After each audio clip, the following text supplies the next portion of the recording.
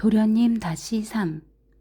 나스의 소새끼 지음 한은미 옮김. 끝물 호박 선생의 정근. 세상에는 참 알다가도 모를 사람이 있다. 집은 물론이고 일할 직장도 있고 뭐 하나 부족할 것이 없는 고향을 두고 아는 사람 하나 없는 낯선 타향으로 떠난다고 한다. 고생을 사서 하는 사람도 다 있는가 보다. 그것도 전차라도 다니는 번화한 지방이라면 또 모르겠지만 깡촌인 휴가에 노베오 카라라니 참 이해할 수 없는 일이다. 그런저런 생각을 하고 있는데 여느 때와 같이 하숙집 할멈이 저녁상을 날라왔다. 오늘도 감자예요? 아니지라우, 오늘은 두부 한 개로? 두부나 감자나 피차 일반이다. 그런데 할머니 고가 선생이 휴가로 간다지요? 참말로 가여운 일이지라우. 가엾기는 하지만 본인이 좋아서 간다면 어쩔 수 없는 거지요. 좋아서 가다니 누구 말씀이란께? 누구라니요? 고가 선생 본인이지요. 선생이 원해서 가는 게 아니었던가요? 이보슈 선상 양반, 그건 천부당 만부당한 말씀이랑 신께로. 그게 그럼 아니란 말씀이신가요? 하지만 방금 빨강 셔츠가 그렇게 말하던데요. 그게 거짓말이라면 빨강 셔츠는 내게 새빨간 거짓말을 한 거네.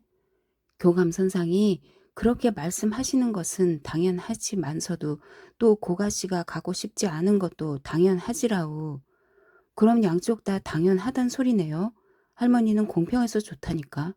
한데 도대체 어찌된 영문이지요? 오늘 아침에 고가씨 어머니를 만나 자세한 내막을 들었단께로? 무슨 내막이지요? 그 댁도 집안 어른이 돌아가신 후부터는 우리가 생각하는 것만큼 넉넉지가 못하지라우. 가세가 점점 기울어지다 보니 그 어머니가 교장 선생님을 찾아가서 근무한 지 벌써 4년이나 된 게로 월급을 어떻게 좀 올려줄 수 없겠는가 하고 부탁을 했다지라우. 그랬군요. 교장 선생이 그럼 한번 생각해 보겠다고 해서 그 말만 믿고 안심하고 돌아갔지라우. 그래 곧 월급 인상 통지가 오려니 하고 이제나 저제나 목을 빼고 기다리고 있던 차에 교장 선상이 고가 선상을 불렀지라우. 그래서 가보니께 안 됐지만은 학교 측에 돈이 부족해서 월급을 올려줄 형편이 못 된다고. 그래서 노베오카라면 마침 자리도 있고 거기라면 매달 5엔씩 더 받을 수 있은게 희망대로 되어 좋겠다 싶어 그렇게 수속을 했은께로 가는 것이 좋겠다고 말씀하더란 말이지라우. 그건 의논이 아니라 명령 아닙니까? 내 말이 그 말인께로. 고가 선상은 객지에서 월급을 더 받느니 어머니도 계시고 집도 있은께로 여기서 계속 살고 싶다. 월급도 예전대로 받겠으니 그대로 있게 해달라고 부탁했지라우. 하지만 이미 학교끼리 얘기가 끝난 다음이고 후임도 결정이 되어버렸은께 어쩔 수 없다고 교장 선상께서 말씀하셨다지라우. 아니 사람을 업신여겨도 유분수지. 그럼 고가 선상은 갈 생각이 없는 거로군요. 어쩐지 이상하다 했어요. 오엔더 받으러 그런 시골 산골짜기 갈 멍청이가 어디 있어요. 원숭이들 상대로 놀며 뒹굴 것도 아닌 다음에야. 멍청이라니 고가 선상 말씀이란가요? 여하튼 순전히 빨강 셔츠의 계략이었어요. 알고 보니 순전히 나쁜 놈이잖아. 사람을 속인 거나 마찬가지예요. 그것으로 내 월급을 올려준다니 어떻게 그런 일이 있을 수 있담? 올려준데도 누가 받나 봐라. 선상님 월급이 오른답디까? 올려준다고 하기에 거절하려고요. 어째서 그걸 마다하는 게로? 아무튼 거절할 겁니다. 할머니, 빨강 셔츠는 아무리 잘 봐주려고 해도 치사한 놈이에요. 비겁하고요. 그 사람이 비겁하다 해도 월급을 올려준다고 할 때 순순히 받아두는 게 덕이 된단께로. 젊은 시절에는 젊은 혈기에 참지 못하고 울컥 하지만 나이를 먹고 나서 생각해보면 조금 더 참았더라면 좋았을 걸 하게 되지라우. 화를 내는 바람에 손에 볼 짓을 했다고 반드시 후회하게 될 것이란께. 이 할멈이 하는 소리 새겨듣고 그 양반이 월급을 올려준다고 하면 그저 감사합니다 하며 받아두란께로. 오르건 내리건 제 월급이니 할머니는 이제 그만 신경 끄세요. 그랬더니 할멈은 조용히 물러갔다. 할아버지는 한가하게 시조를 읊조리고 있다. 나는 지금 시조 타령이나 하고 있을 때가 아니었다. 월급을 올려준다기에 별 욕심은 없었지만 남아도는 돈이라 아까운 것 같아서 받아들이려는 것뿐이었다. 그런데 가고 싶지 않은 사람을 억지로 정근시켜 놓고 그 사람의 몫을 가로채는 것 같아 그런 뭘 인정한 짓을 도무지 할 수가 없다는 생각이 들었다. 여하튼 빨강 셔츠를 찾아가서 거절하고 와야지 마음이 홀가분해질 것 같은 생각이 들었다. 월급 인상 거절하다. 두꺼운 학가마를 입고 빨강 셔츠의 집으로 다시 찾아갔다. 커다란 대문 앞에 서서 인기척을 냈더니 지난번처럼 그 동생이 나와서 지금 안에 손님이 와 있다고 했다. 나는 현관에서라도 좋으니 잠깐 뵙고 싶다고 말하며 안으로 들어갔다. 현관에 보니 왕골이 바닥에 얇게 깔린 나무 남학신이 놓여 있었다. 방 안에서 아휴 이제야 두 발 쭉 뻗고 살게 생겼네요. 됐어요 이제 하는 소리가 들려왔다. 목소리를 들어보니 틀림없는 알랑방귀였다. 알랑방귀가 아니고서야 저렇게 간드러진 목소리를 내고 이렇게 광대 같은 신발을 신을 사람이 없었다. 잠시 후에 빨강 셔츠가 등불을 들고 현관까지 나왔다. 아, 어서 올라오게. 다른 손님이 아니라 요시카와 쿤이 와 있다네. 아닙니다. 얘기는 잠깐이면 끝나니 여기서 하겠습니다. 그렇게 말하며 빨강 셔츠의 얼굴을 쳐다보니 얼굴이 불그스레한 것이 알랑방귀와 한 잔 걸친 모양이었다. 아까 제 월급을 올려주신다고 하셨는데 생각이 바뀌어서 거절하러 왔습니다. 빨강 셔츠는 도대체 이 작자가 무슨 말을 하고 있나 하는 표정을 지으며 나를 바라보았다. 오래 살다 보니 월급을 올려준데도 싫다는 인간이 다 있구나 하며 신기해하는 건지 아니면 금방 돌아간 놈이 다시 이렇게 와서 거절을 한다고 하니 어처구니가 없는 건지 아니면 그 두 가지 생각을 다 하는 것인지는 몰라도 빨강 셔츠는 묘한 표정으로 어정쩡하게 서 있었다. 제가 그때 승낙한 것은 고가 선생 본인이 원해서 정근을 간다고 말씀하셨기 때문에 고가 선생은 순전히 본인 의사로 정근 가는 걸세. 그렇지 않습니다. 여기에 남고 싶어 합니다. 월급이 그대로여도 좋으니 고향에 있고 싶어 합니다. 고가 선생이 자네한테 그렇게 말하던가? 아닙니다. 제 하숙집 할머니가 고가씨 어머니에게 들은 내용을 제가 듣게 된 겁니다. 미안한 말이지만 그건 사실과 다르네. 자네가 하는 말을 듣고 있자니 하숙집 할멈이 하는 말은 믿을 수 있고 교감인 내 말은 믿지 못하겠단 말처럼 들리는데 그런 뜻으로 해석해도 되겠나? 이 대목에서 나는 조금 난처해졌다. 역시 문학하는 인간은 어디가 달라도 다르다. 미묘한 부분을 포착해서는 추근추근 물고 늘어진다. 옛날부터 아버지는 내게 종종 이런 말씀을 하셨다. 너는 너무 경솔해서 못 쓰겠다. 못 쓰겠어. 나는 정말이지 경솔한 인간인가 보다. 하숙집 할멈 얘기만 듣고 그런 일은 있을 수 없다고 흥분하며 뛰쳐나왔지만 막상 끝물 호박 선생과 그의 어머니를 만나서 자세한 사정 얘기를 들어보지 못했던 것이다.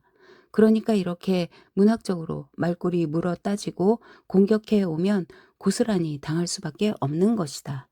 정면으로 받아치기는 힘들었지만 내 마음은 이미 빨강 셔츠에 대한 불신으로 굳어져 버린 상태였다. 하숙집 할멈은 욕심이 많고 구두쇠이긴 하지만 거짓말은 하지 않는다. 빨강 셔츠처럼 겉다르고 속 다른 인간은 아니다. 입장이 난처해진 나는 이렇게 대답했다. 교감 선생님의 말씀이 옳을지는 모르겠습니다만 아무튼 월급 인상은 사양하겠습니다. 그렇게 싫다는 데야 무리하게 권하지는 않겠네. 하지만 얘기가 오고 간 지 겨우 두세 시간 만에 특별한 이유도 없이 갑자기 마음을 바꾸면 앞으로 자네를 어떻게 믿고 일을 맡기겠나? 아무래도 상관없습니다. 그렇지가 않아. 인간에게 신용만큼 중요한 것은 없다네. 내 한 발 양보해서 하숙집 주인 할아버지가 아니라 할머니입니다. 아무렴 어떤가. 여하튼 하숙집 할머니가 자네에게 한 말을 사실로 인정한다 손 치더라도 자네의 월급 인상은 고가 선생의 월급을 깎아서 자네에게 빼돌리는 것이 아니네. 잘 들어보게. 고가 선생은 노베오카로 떠나고 그 후임이 오게 되지. 그 후임이 고가 선생보다 적은 월급을 받게 되는 거라 그 나머지가 자네한테 돌아가는 거라네. 자네 나무에게도 미안해 할 필요 따위 없는 거야. 정 싫다면야 할 수 없지만 다시 한번 잘 생각해 보게. 나는 원래 머리가 그리 좋은 편이 아니라 평소 같으면 상대방이 이렇게 교묘한 말로 구슬리면 금세 내 잘못을 인정하며 꼬리를 내리고 물러섰을 것이다. 그러나 오늘 밤만큼은 왠지 그렇게 호락호락 물러설 수가 없었다. 빨강 셔츠는 내가 이곳에 온 첫날부터 마음에 들지 않았다. 한때는 여자 같은 친절함에 호감을 가진 적도 있었지만 그것이 친절이 아니라는 것을 알게 되자 오히려 전보다 더 싫어졌다. 그래서 앞에서 아무리 교묘하게 논리적으로 이야기를 늘어놓는다 하더라도 교감이랍시고 큰 소리를 치더라도 더 이상은 속아 넘어가지 않을 것이다. 논리 정연하다고 다 좋은 사람이란 법은 없다. 또 공박을 당했다고 다 나쁜 사람도 아니다.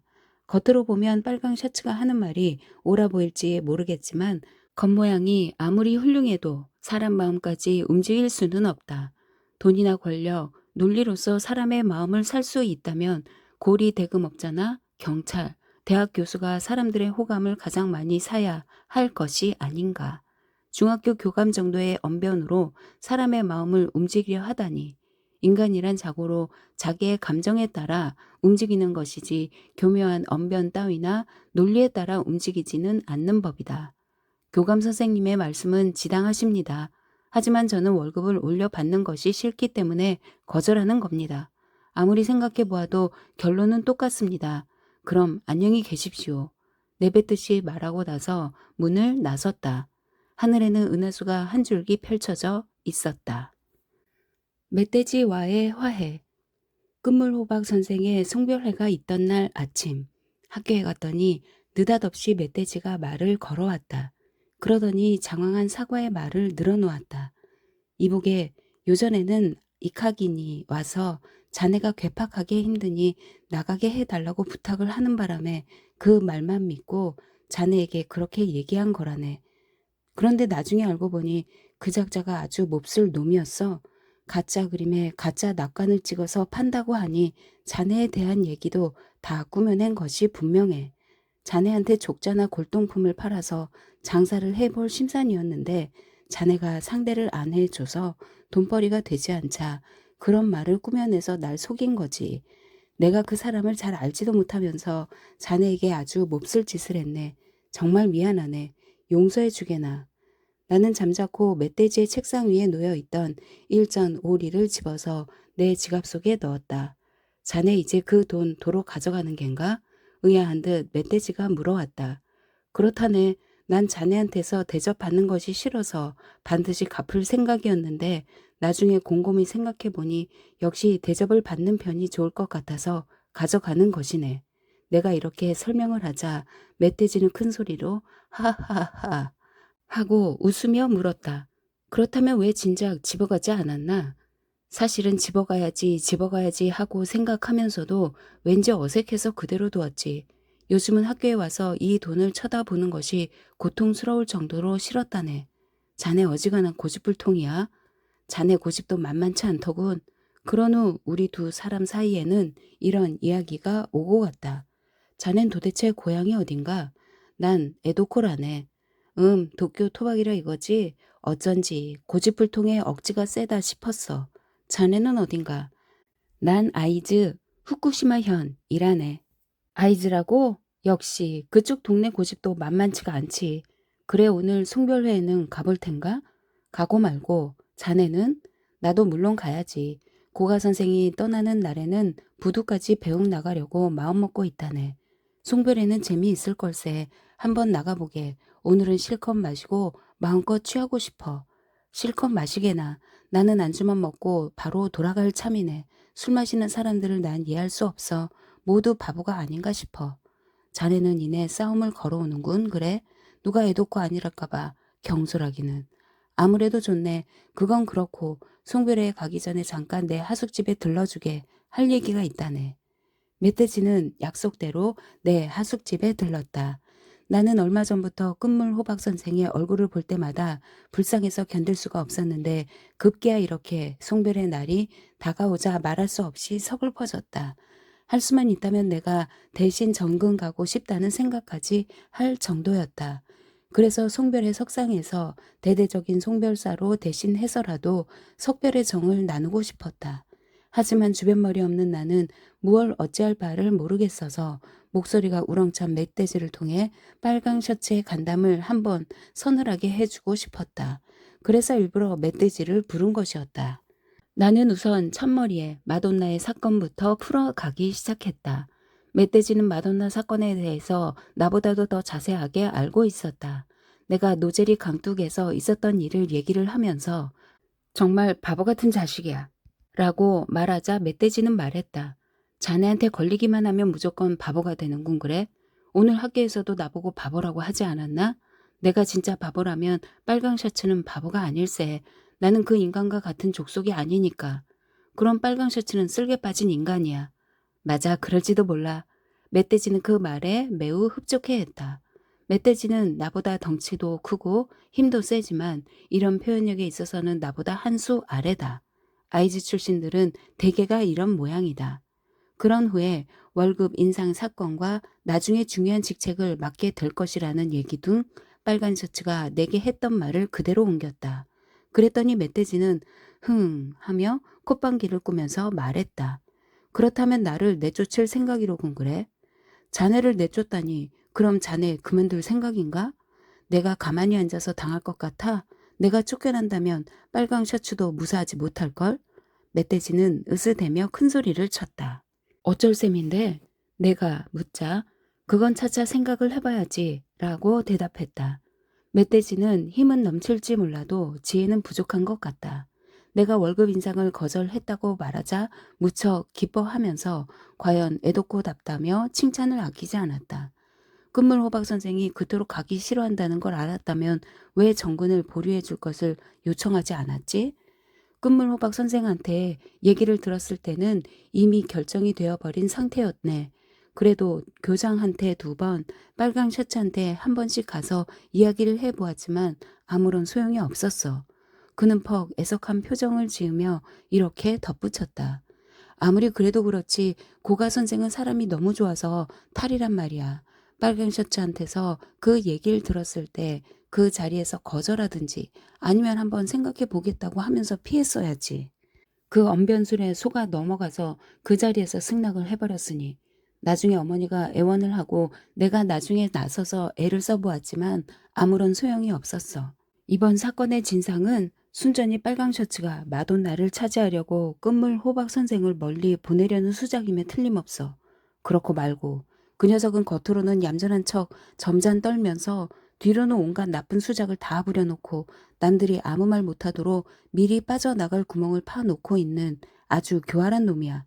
그런 놈은 따끔한 주먹 맛을 보여줘야 정신을 차리지 다른 방법이 없어. 멧돼지는 그렇게 말하며 자신의 근육질 팔을 걷어 붙여 보였다. 이왕 말이 나온 김에 나는 그에게 물어보았다. 자네 팔뚝 힘이 꽤 세 보이는데 유도라도 배운 건가? 그랬더니 이 친구가 팔뚝에 힘을 주더니 내게 만져보라고 하는 것이 아닌가? 내가 손끝으로 눌러보았더니 그 딱딱하기가 마치 굳어있는 콘크리트 덩어리 같았다. 내가 너무 감탄한 나머지 그 정도의 팔뚝이라면 빨강 셔츠 같은 놈 5-6명이 달려들어도 한 방에 내동댕이 칠 수 있겠다고 말했다. 그러자 멧돼지는 그 말에 맞장구를 치면서 다시 한번 팔뚝을 구부렸다 폈다 했다. 그때마다 알통이 불끈불끈 솟아올랐다. 그 모습을 보고 있으니 나는 절로 기분이 좋아졌다. 그의 경험담에 의하면 노끈 2가닥을 꼬아서 알통이 솟는 팔뚝에 감아놓고 윽 하고 힘을 주면 툭 하고 노끈이 끊어진다는 것이다. 노끈이라면 나도 할 수 있겠는걸? 그랬더니 멧돼지는 어림도 없는 소리라면서 한번 해보라고 말했다. 남들 보는 앞에서 못 해내면 창피당할까봐 나는 다음번에 하겠다고 해두었다. 자네 어떤가? 오늘 밤 송별회 때 실컷 마시고 나서 빨강 셔츠랑 알랑방귀를 한 방 먹여보지 않겠나? 내가 반 농담으로 의중을 떠보자 멧돼지는 글쎄 하며 잠깐 생각해 보더니 대답했다. 오늘 밤은 아무래도 그만두는 게 낫겠어. 왜지? 오늘 밤은 고가 선생 송별회인데 그러면 선생한테 미안하지 않나. 그리고 어차피 크게 한 방 먹여줄 거라면 그놈들이 못된 짓 하는 현장을 덮쳐서 그 자리에서 실컷 두들겨 패주자고. 그렇지 않으면 우리가 되레 뒤집어 쓰게 된다니까. 멧돼지가 꽤나 그럴듯한 소리를 하는 것 같다. 어째 나보다는 분별력이 있어 보인다. 자, 그러면 오늘 밤에는 송별사로 끝물호박 선생을 많이 북돋아 주게나. 내가 하게 되면 애독고의 경박스런 말투 때문에 무게가 없어서 못 쓴다네. 그리고 나는 모임에만 나가면 갑자기 가슴이 벅차고 목구멍에 커다란 덩어리가 올라와서 말문이 막혀버리기 때문에 자네한테 양보하는 걸세. 별 희한한 병도 다 있군 그래? 그럼 자네는 사람들이 많이 모인 데서는 입도 뻥긋할 수 없단 말이지? 그거 참 곤란하겠는데? 뭐 그렇게 곤란할 것까진 없네. 나는 그렇게 대답했다. 끝물 호박 선생의 송별회. 그럭저럭 시간이 다 되어 멧돼지와 함께 송별의 장소로 발걸음을 옮겼다. 이윽고 한 쌍이 차려져 들어오고 술병이 줄줄이 늘어서 있다. 간사가 일어나 한마디 개회사를 한다. 그런 다음 너구리가 한마디 하고 이어 빨강 셔츠가 한마디 했다. 모두가 돌아가며 송별사를 한마디씩 했는데 세 사람 모두 약속이나 한 듯이 끝물호박 선생은 좋은 교사이며 훌륭한 사람이라며 허풍을 떨고 있었다. 이번에 떠나시게 되어 매우 유감입니다. 학교로서뿐만 아니라 개인적으로도 대단히 안타깝게 생각하지만 일신상의 이유로 정근을 강력히 희망하셨기 때문에 더 이상 붙잡을 수가 없게 되었습니다. 이런 식의 송별사를 하면서도 조금도 부끄러운 기색이 없었다. 더욱 가관인 것은 빨강 셔츠가 세 사람 중에서 끝물 호박 선생을 제일 많이 칭찬했다는 것이다. 이렇게 좋은 친구를 잃는다는 것은 저에게 있어 참으로 불행한 일입니다. 이렇게까지 말하는 게 아닌가? 그도 그럴 것이 폼도 그럴듯하게 평소보다도 더 부드러운 목소리로 말하는 것이어서 처음 듣는 사람은 그 말을 진심으로 받아들였을 것이다. 모르긴 몰라도 마돈나도 이런 수법으로 가로챘을 것이 분명하다. 빨강 셔츠가 한창 송별사를 늘어놓고 있는 동안에 맞은편에 앉아있던 멧돼지가 날 보고 눈을 깜빡거리면서 눈짓을 했다. 나는 집게 손가락으로 아래 눈꺼풀을 까 뒤집어 보이며 웃긴다는 표시로 응답해 주었다. 빨강 셔츠가 자리로 돌아가자마자 기다렸다는 듯이 멧돼지가 불쑥 일어서길래 흥분해서 나도 모르게 박수를 짝짝짝 치고 말았다. 그러자 너구리를 비롯한 모든 사람들의 시선이 내게 쏠리는 바람에 조금 머쓱해졌다. 나는 멧돼지가 무슨 소리를 하는지 귀를 기울였다. 지금 교장 선생님을 비롯하여 교감 선생님이 누구보다도 고가 선생의 정근을 몹시 애석해 하고 계시지만 제 생각은 조금 다릅니다. 저는 고가 선생이 하루라도 빨리 이곳을 떠나셨으면 하는 바람입니다. 노베오카는 멀리 떨어진 산골이라서 이곳과 비교하면 생활하는데 불편함이 따를 것입니다. 그러나 제가 듣기로는 인심이 후하고 살기 좋은 고장이라고 합니다. 교직원과 학생들도 모두 하나같이 꾸미 먹고 소박한 사람들이고요. 마음에도 없는 찬사를 늘어 놓는다든지 멀쩡한 얼굴로 군자를 모함하는 하이칼라 놈들은 한 명도 없을 것이라고 믿기 때문에 고가씨처럼 성품이 온화하고 솔직하며 인정이 넘치는 분은 반드시 그 고장에서 크게 환영받을 것을 믿어 의심치 않습니다. 저는 고가씨의 정근을 진심으로 축하하는 바입니다. 마지막으로 한 말씀 드리자면 고가씨가 노베오카에 부임하거든 훌륭한 남자에게 걸맞는 그 지방의 참한 아가씨를 만나 하루라도 빨리 원만한 가정을 꾸려서 저 지조 없는 말괄량의 아가씨의 코를 납작하게 만들어 주기를 바랍니다. 멧돼지는 그렇게 말한 후 에헴 에헴 하며 큰 헛기침을 두어 번 하더니 자리에 앉았다. 나는 이번에도 박수를 칠 뻔했지만 사람들의 시선이 두려워서 참았다. 멧돼지가 자리에 앉자 이번에는 끝물호박 선생이 일어섰다. 선생은 정중하게 자신의 자리에서 방 윗목의 말석까지 가서 공손하게 일동에게 인사를 한 다음 이렇게 말했다. 이번에 저의 개인적인 사정으로 규슈로 정근을 가게 되었습니다. 그런 저를 위해 여러 선생님들께서 이렇게 성대한 송별회를 베풀어 주시니 참으로 몸둘 바를 모르겠습니다. 특히 방금 교장 선생님을 비롯해 교감 선생님, 그 외 여러 선생님들께서 해주신 말씀에 대해서 깊이 감사드리며 평생 가슴에 새겨두겠습니다. 전 이제 먼 곳으로 떠나지만 아무쪼록 지금까지 제게 보여주신 것처럼 변함없는 사랑과 관심을 부탁드립니다. 하며 허리 굽혀 인사하고 나서 자리에 가서 앉았다. 끝물호박 선생은 사람이 어디까지 좋은지 그 속내를 알 수가 없다. 자신을 바보 취급하는 교장과 교감에게 끝까지 공손하게 인사를 하고 있다. 그의 태도나 말투, 얼굴 표정으로 볼 때 형식적인 것이 아니라 진심으로 감사하고 있는 것처럼 보이니 말이다. 이런 성인군자에게 진심 어린 인사를 받는 너구리나 빨강 셔츠는 미안한 얼굴이 들어 얼굴을 붉힐 만도 한데 그러기는커녕 두 사람은 뻔뻔스런 표정으로 인사말을 듣고 있다. 인사말이 끝나자 여기저기서 후루룩 쩝쩝 소리가 들렸다. 나도 덩달아 국물을 마셔보았더니 맛이 없었다. 술병이 부산하게 오고 가더니 좌중이 갑자기 소란스러워졌다.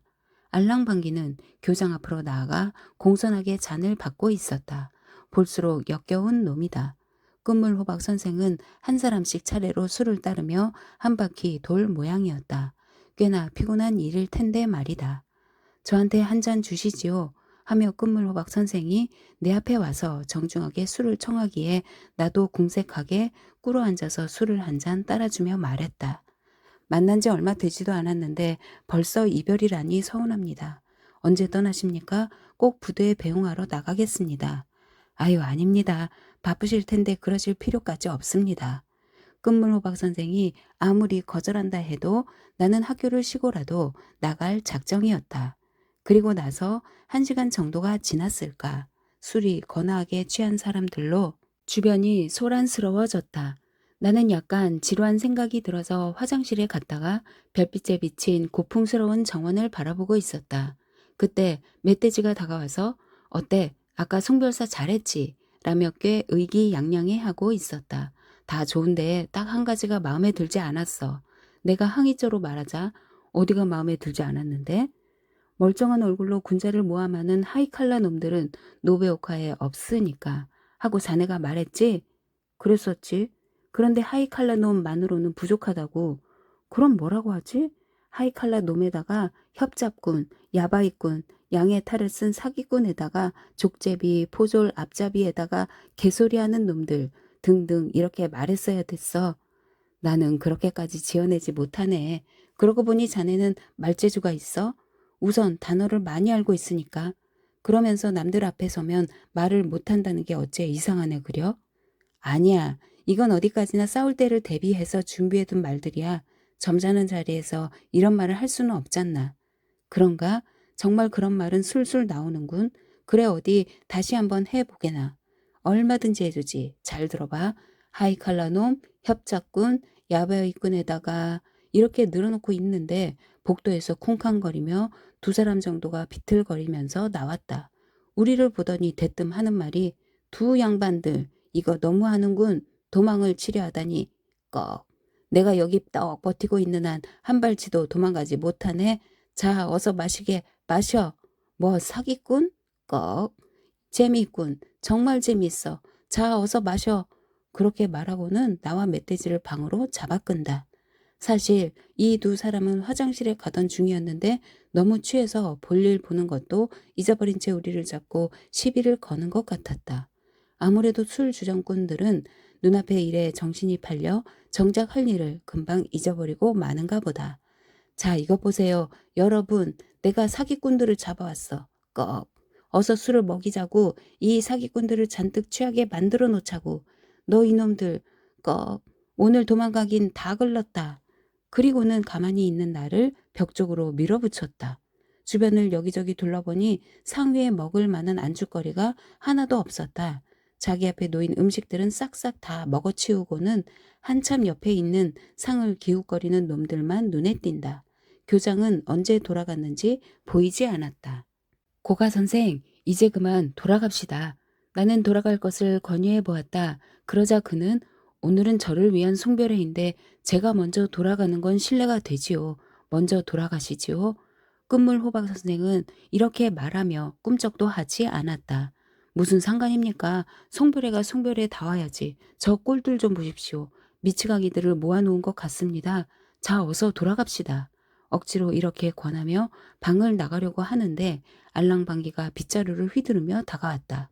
이런, 오늘의 주인공이 먼저 자리를 뜨다니 말이 안 되지. 단판을 짓기 전에는 못 보내준다. 나는 안 그래도 아까부터 그놈 때문에 부하가 끌어오려던 참이었다. 단판을 짓고 싶으면 어디 혼자서 실컷 해보시지 그래? 나는 이렇게 말하며 주먹으로 알랑방귀의 머리통을 후려 갈겼다. 알랑방귀는 2, 3초 가량을 얼빠진 사람처럼 멍하니 서 있더니 이렇게 말했다. 어라, 내게 주먹질을 다 했어? 이거 해도 너무하는구먼. 내 참 기가 막혀서 천하의 요시카와를 때렸다 이거지? 이젠 정말로 단판을 짓자고. 이렇게 횡설수설하는 가운데 뒤에서 멧돼지가 뭔가 일이 벌어진 것을 눈치채고 하던 건물을 그만두고 뛰어왔다. 그는 알랑방귀의 추태를 보더니 갑자기 그의 목덜미를 잡아 끌었다. 아야, 아야, 아파. 아프다고. 왜 이렇게 난폭하게 구는 거야? 뿌리치며 발버둥 치는 것을 멧돼지가 잡아채서 한번 비틀어주자 이내 쿵 하고 쓰러졌다. 그 다음에는 어떻게 되었는지 모른다. 도중에 끝물 호박 선생과 헤어져서 집에 도착해 보니 어느새 11시가 지나 있었다. 승전 기념일. 오늘은 승전 기념일이라 수업이 없는 날이다. 기념식이 연병장에서 열리는 관계로 너구리가 학생들을 인솔해서 참석하기로 되어 있다. 나도 교직원의 한 사람으로서 참석해야 한다. 시내로 나오자 거리는 온통 펄럭이는 일장기의 물결로 눈이 부실 정도였다. 800명이나 되는 학생들을 체육선생이 조를 짜서 일렬로 세운 다음 반과 반 사이에 간격을 두어 그 사이사이에 교직원 한두 사람씩을 감독으로 배치했다. 방법은 매우 그럴듯해 보이지만 실제로는 여간 정신없는 것이 아니었다. 왜냐하면 학생들은 철이 없는 데다 건방지기가 이를 데 없기 때문이다. 이를테면 규율을 잘 지키고 있으면 체면이 구겨진다고 생각하는 녀석들이다. 따라서 교사 몇 사람이 달라붙어 보았자 아무 소용이 없었다. 명령이 떨어지지도 않았는데 마음대로 군가를 불러대지 않나? 군가를 멈추면 이유 없이 와 하는 함성을 내지르지를 않나? 마치 불량배가 거리를 휩쓸고 지나가는 격이었다. 군가도 안 부르고 함성도 지르지 않을 때는 왁자지껄 시끄럽게 떠들어댄다. 떠들지 않고 조용히 걸어가면 입이 근질근질한가 보다. 일본인들은 태어날 때 입부터 나온다더니 아무래도 그 말이 맞는가 보다. 아무리 야단을 쳐봐도 눈도 깜짝 안 한다. 떠드는 것도 단순한 수다라면 또 모른다. 무례하기 짝이 없겠으리 선생들의 험담을 하고 있는 것이다. 나는 숙직 사건으로 학생들에게 사과를 받아냈고 그 정도면 정신을 차렸으려니 생각했다. 그러나 그건 나의 크나큰 착각이었다. 학생들은 진심으로 뉘우치고 잘못을 빈 것이 아니었다. 다만 교장 선생의 명령으로 형식적으로 머리를 조아렸을 뿐이었다. 장사치들이 사람들 앞에서는 머리를 조아리면서 뒤로 속여 먹는 것처럼 학생들도 마찬가지였다. 앞에서는 머리를 조아리며 사죄를 했지만 그렇다고 장난질을 멈출 놈들이 결코 아니었다. 곰곰이 생각해보면 세상 모든 사람들이 이런 학생들과 같은 부류의 사람들로 이루어져 있는지도 모르겠다. 사람이 사과를 하거나 용서를 빌 때 진정으로 받아들이고 용서하는 사람은 지나치게 정직해서 바보 취급을 당하는 것이 아닌가. 거짓으로 사과를 하니 용서도 분명히 가짜일 수밖에 없다. 만약 진실로 사죄받기를 원한다면 상대의 눈에서 눈물이 쏙 빠지도록 진심으로 후회할 때까지 두들겨 패주지 않으면 안 된다. 내가 녀석들 사이로 들어가자 댐뿌라니 경단이니 하는 소리가 끊임없이 들려온다. 여럿이 하는 소리인지라 누가 하는 소리인지 알 수 없었다. 설사 잡아낸다고 해도 분명히 이렇게 둘러댈 것이 뻔했다. 선생님한테 댐뿌라라고 그런 적 없단께요? 경단이라고 한 적도 없지라우. 선생님께서 너무 예민하셔서 그렇고롬 들리는 것뿐이란께요. 이렇게 비열한 근성은 막부 시대부터 이어져 내려온 이 지방의 뿌리 깊은 습성이라 아무리 타이르고 가르쳐 준다 해도 절대 고쳐질 리 없었다. 이런 곳에 1년만 있으면 멀쩡한 나도 이런 흉내를 내게 될지도 모른다. 하지만 상대가 교묘하게 빠져나갈 수단을 마련해 놓고 나를 모욕하는 짓 따위를 못 본 채 넘어갈 얼간이는 이 세상에 없을 것이다. 상대가 사람이라면 나도 사람이다. 학생이라고 해도 덩치는 나보다 크다. 따라서 교사의 권위로 벌을 줘서 어떻게든 보복하지 않으면 이쪽 체면이 서지 않는다. 그런데 내 쪽에서 보복을 할 때 예전처럼 만만한 방법으로 했다가는 저쪽에서 역습을 가해 올 것이 뻔했다. 내 놈들이 잘못해서 그러는 것이다 라고 말한다면 처음부터 빠져나갈 구멍을 만들어 놓은 놈들이라 거침없이 변명을 해댈 것이다. 변명을 늘어놓고 겉으로는 당당한 척 하면서 그 다음에는 이쪽의 결점을 공격해 들어올 것이다. 처음부터 보복으로 시작된 일이므로 이쪽의 주장은 저쪽의 결점이 드러나지 않는 이상 변명에 지나지 않는다. 요컨대 먼저 손을 댄 쪽은 저쪽인데 세상의 이목은 내가 싸움을 건 것처럼 비춰질 수 있다는 것이다. 이런 불이익이 어디 있단 말인가. 이런 생각을 하면서 마지못해 따라가고 있는데 선두 쪽에서 갑자기 시끌시끌하게 소란이 일고 있었다. 그러자 갑자기 줄이 딱 멈추었다. 무슨 일인가 싶어 대열에서 오른쪽으로 빠져나와 앞을 보니 오태 마치를 건너편에 두고 야쿠시 마치로 꺾어가는 길모퉁이에서 학생들이 선체로 옥신각신 하고 있었다. 선두 쪽에서 조용히 하라고 외치는 체육 선생의 쉰 목소리가 들려왔다. 내가 무슨 일이냐고 물으니 길 모퉁이에서 중학교와 사범학교 학생들이 맞붙었다는 것이었다. 원래 중학교와 사범학교는 어느 지방에서든지 개와 원숭이처럼 앙수 관계여서 걸핏하면 싸운다고 한다. 이유는 모르겠지만 기질이 전혀 다르다는 것이다. 아마도 좁은 시골 바닥이다 보니 심심파적 삼아 한번 붙어보는 것이 아닐까? 나는 싸움 구경을 좋아하는 편이라 싸움이 붙었다는 소리에 반색을 하며 달려갔다. 내가 학생들 사이를 이리저리 헤집으며 빠져나가 길모퉁이에 딱 들어서려는 순간 앞으로 하는 높고 날카로운 구령이 들리면서 사범학교 학생들이 엄숙하게 행진을 시작했다. 앞을 다투던 싸움이 분명히 타결된 것 같은데 결국 중학교가 한 발 양보한 것이었다. 서열상으로도 사범학교가 한 수 위라고 한다. 승전 기념식은 매우 조촐하게 치러졌다. 여단장이 축사를 낭독하고 이어 지사가 축사를 낭독했다. 그리고 나서 참석자가 만세 삼창을 한다. 그것으로 끝이었다. 뒤풀이 축하연은 오후에 있다고 하기에 일단 하숙집으로 돌아갔다. 그리고 얼마 전부터 벼르고 있던 기호에게 답장을 쓰기로 했다. 자세하게 써달라는 주문 때문에 이번에는 되도록 정성 들여 써야 했다. 그러나 막상 편지지를 앞에 놓고 보니 쓸 말은 많은데 무엇부터 어떻게 시작해야 할지 막막하기만 했다. 그 얘기를 쓸까? 아니 그건 귀찮아. 그럼 이걸로? 아유 이건 시시해. 힘들이지 않고 술술 써지는 것으로 기호가 재미있어 할 만한 사연을 생각해 보니 그 조건에 들어맞는 사건이 하나도 없는 것 같았다. 나는 먹을 갈아서 붓에 먹물을 축인 후 종이를 바라보고 붓을 축이고 먹을 갈고 또 종이를 바라보고 이처럼 똑같은 동작을 몇 번이고 되풀이했다. 그런 다음 도저히 내 능력 밖의 일이라는 생각이 들어 포기하고 벼루 뚜껑을 덮고 말았다. 편지 쓰는 일 따위는 귀찮다. 역시 도쿄로 올라가서 기호를 만나 직접 이야기하는 편이 훨씬 쉽고 편할 것 같다. 기호가 걱정하고 있다는 것을 모르는 바는 아니지만 기호의 주문대로 편지를 쓰는 것은 37일, 21일 단식보다도 더 힘든 일이란 걸 깨달았다. 스키야키.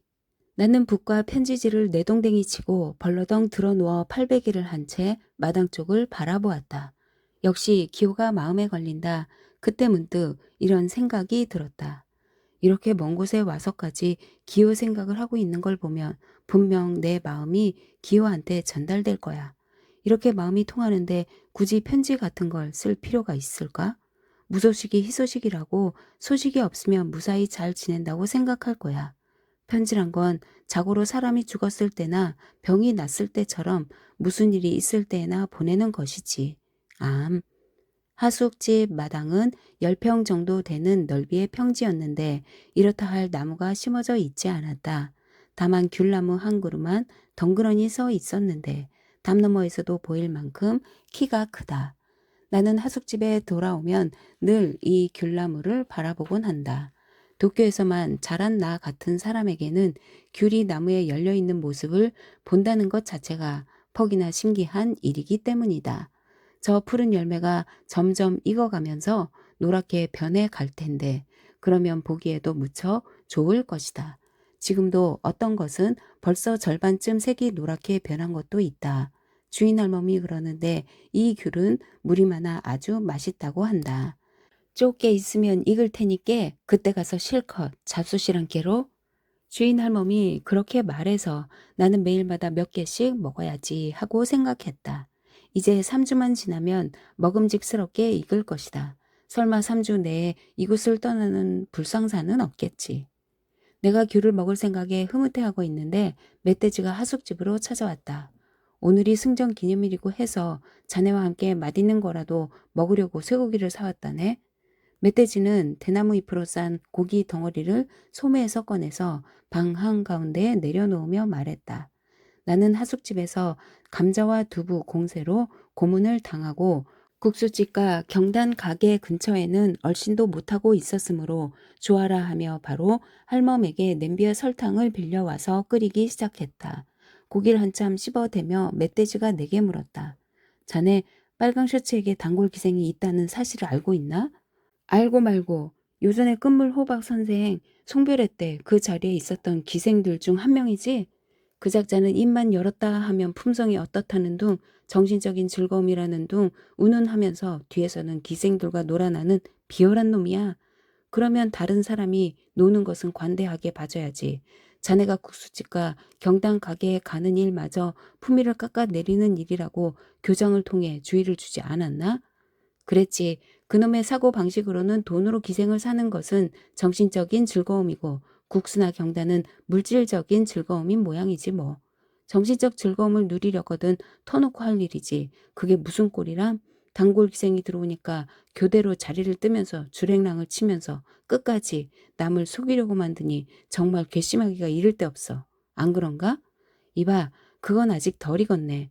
그런 걸 먹으면 촌충이 생겨. 그래? 뭐 괜찮겠지. 그리고 말일세 빨강 셔츠는 남의 눈을 피해 온천거리에 있는 가도야에 가서 기생과 만나는 모양이야. 가도야라면 바로 그 여관 말인가? 여관과 요리집을 겸하고 있지. 그러니까 그놈의 코를 납작하게 만들어주려면 그놈이 기생을 데리고 그리로 들어가는 현장을 잡아서 꼼짝없이 그 자리에서 단단히 망신을 주는 거야. 현장을 잡는다면 그럼 한밤중에 망이라도 본단 말인가? 그렇고 말고 가도의 앞에 마스야라는 여관이 있어 그곳 정면 2층 방을 빌려서 창호지 구멍을 뚫고 지켜보면 된다네. 우리가 망을 보는 동안 과연 그놈이 올까? 오겠지. 어차피 하룻밤 가지고는 안 돼. 한 2주일 정도는 할 생각을 해야지. 무척 피곤할 걸세. 난 아버지가 돌아가실 때 일주일쯤 밤을 꼬박 새면서 간병한 적이 있는데 나중에는 정신이 멍해져서 뻗어버리고 말았어. 몸이 조금 피곤한 거야. 큰 문제가 아니야. 저런 못된 놈을 그냥 두면 나라를 위해서도 득될 것이 없기 때문에 내가 하늘을 대신해서 벌을 줘야 해. 좋아. 언제든지 협력하지. 내가 계략에는 약해도 이래봬도 싸움에는 일가견이 있다네. 멧돼지와 내가 열심히 빨강 셔츠를 퇴치할 계략을 짜고 있는데 하숙집 할멈이 왔다. 학생 하나가 호타 선생님을 뵙겠다고 와 있는디 방금 댁에 갔더니 안 계셔서 아마 여기 계실 거라고 해서 찾아왔다고 말한 단계로 할멈은 이렇게 말하며 문턱 앞에 무릎을 꿇고 대답을 기다리고 있었다. 아, 그래요? 하고 멧돼지가 현관까지 나갔다가 이내 돌아와서는 학생 하나가 승전축제 뒤풀이에 가자는데 자네 갈 텐가? 오늘은 고치에서 춤꾼들이 몰려와서 무슨 춤인가를 보여준다고 하는데 좀처럼 보기 힘든 춤이라고 꼭 구경하라는군. 자네도 같이 가보세. 멧돼지는 몹시 들떠서 함께 갈 것을 권했다. 멧돼지가 모처럼 권하는 일이라 나는 기꺼이 함께 따라 나섰다. 어떤 학생이 멧돼지를 찾아왔나 했더니 다름 아닌 빨강 셔츠의 동생 놈이었다. 별 희한한 놈이 다 찾아왔구나 싶었다. 뒤풀이. 기념식장에 들어서니 기다란 깃발이 여기저기 꽂혀 있었고 세계 만국기를 몽땅 빌려온 것처럼 줄줄이 걸어놓아 드넓은 하늘이 전에 없이 화려해 보였다. 동쪽 구석에 벼락치기로 무대를 만들어 놓고 그 위에서 고치에 그 무슨 춤인가를 춘다고 한다. 무대 반대편에서는 불꽃이 계속 터지고 있었다. 불꽃 사이에서 제국 만세라 쓰여진 풍선이 나타났다. 풍선은 천수각, 일본의 성중 본성에 높게 구축한 막루, 꼭대기 위를 한 바퀴 돌더니 연병장 한가운데에 떨어졌다. 그 다음에는 검은 공처럼 생긴 것이 슛 하고 가을 하늘을 꿰뚫듯이 올라가는가 싶더니 바로 내 머리 위에서 펑 하고 터지면서 그 안에서 파란 연기가 우산살처럼 펴지며 공중에서 흩어졌다. 풍선이 한 차례 또 날아오른다. 이번에는 붉은 바탕에 흰 글씨로 6. 해군 만세라는 문구가 새겨진 풍선이 바람에 나부끼며 온천 거리에서 아이오이 마을 쪽으로 날아갔다. 어쩌면 관음 사찰 경내에 떨어졌을지도 모르겠다. 기념식 때는 사람들이 적었으나 이번 뒤풀이에는 엄청나게 많은 인파가 몰렸다. 그때 마침 평판이 자자한 고치의 춤이 시작되었다.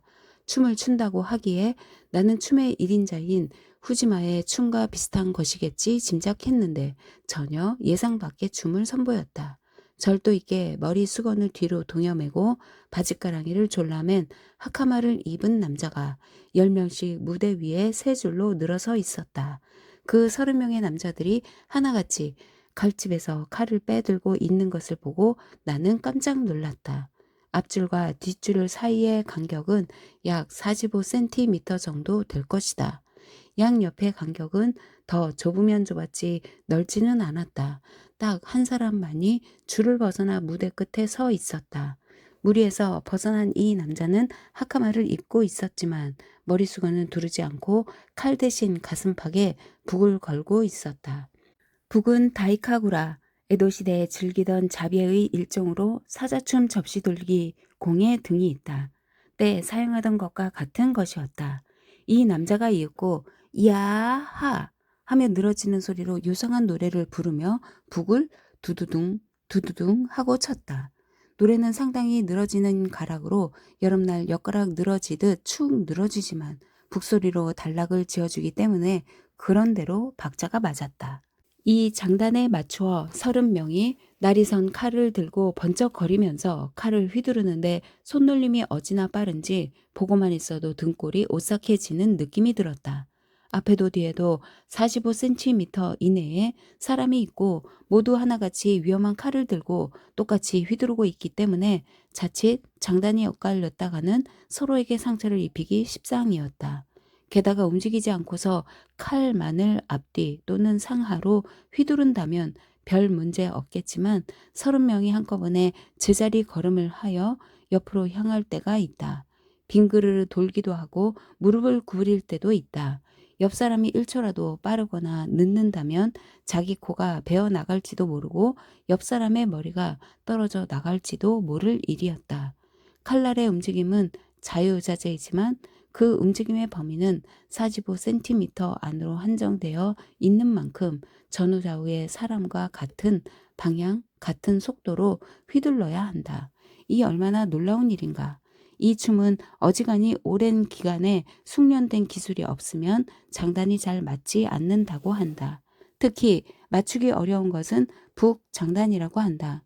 30명의 발동작, 손동작, 허리 구부리는 동작, 이 모든 것이 오로지 북치는 선생의 장단에 따라 정해진다고 한다. 언뜻 보기에는 이 북치는 친구가 가장 느긋하게 야하 하고 태평스럽게 노래를 부르고 있는 것처럼 보이지만 사실은 막중한 책임을 지니고 있으면서 제일 고생을 하고 있다고 하니 참 신기한 일이다. 제6편 난폭한 도련님. 중학교와 사범학교의 싸움. 나는 멧돼지와 함께 감탄을 해가며 춤을 열심히 구경하고 있었다. 그런데 50m쯤 떨어진 저편에서 갑자기 와 하는 함성이 들려왔다.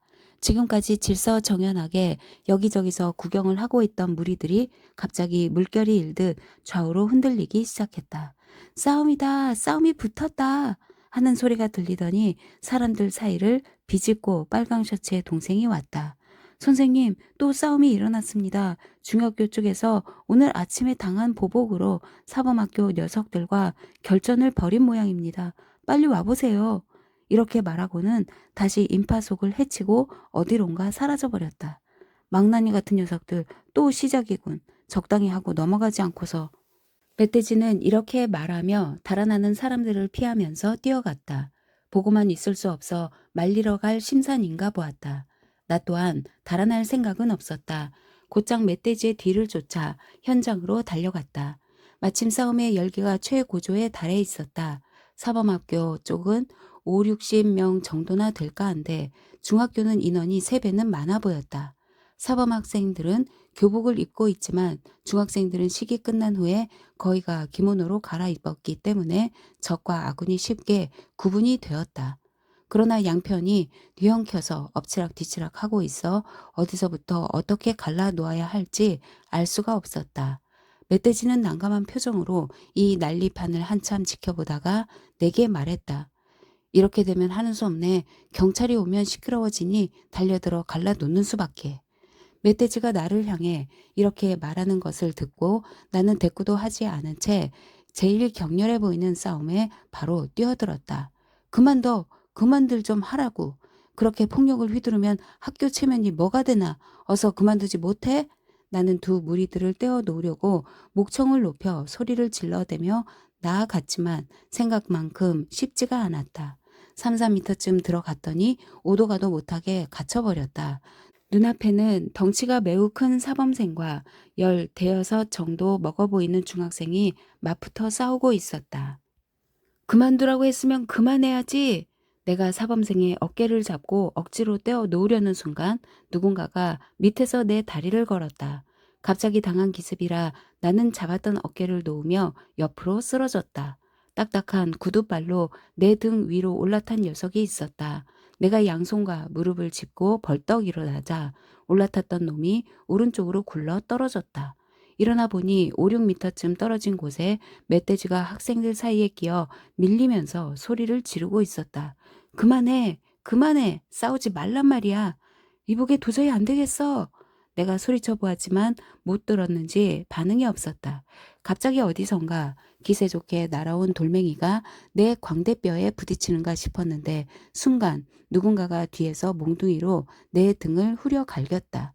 선생이란 작자가 싸움판에 끼어들었다. 때려라, 때려! 하는 소리가 들렸다. 선생은 2명이다. 덩치가 큰 놈하고 작은 놈이다. 돌을 던져라! 하는 소리도 들렸다.